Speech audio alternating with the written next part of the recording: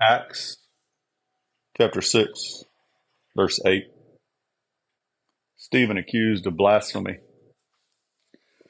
And Stephen, full of faith and power, did great wonders and signs among the people.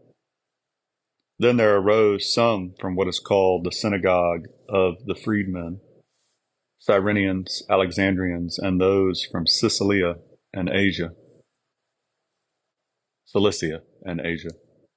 disputing with Stephen, and they were not able to resist the wisdom and the spirit by which he spoke. Then they secretly induced men to say, "We have heard him speak blasphemous words against Moses and God." And they stirred up the people, the elders and the scribes. And they came upon him, seized him, and brought him to the council. They also set up false witnesses who said, "This man does not cease to speak blasphemous words against this holy place and the law.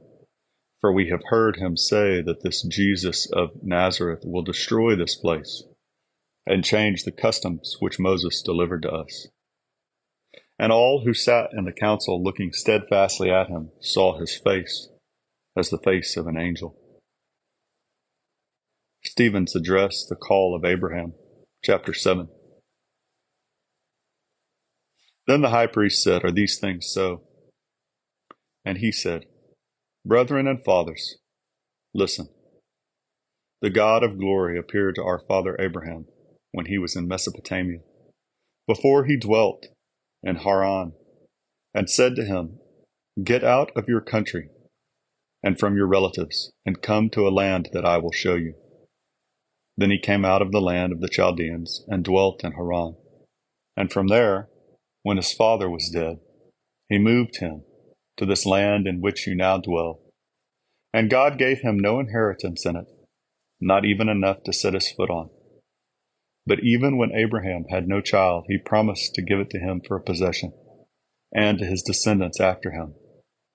But God spoke in this way, that his descendants would dwell in a foreign land, and that they would bring them into bondage and oppress them 400 years.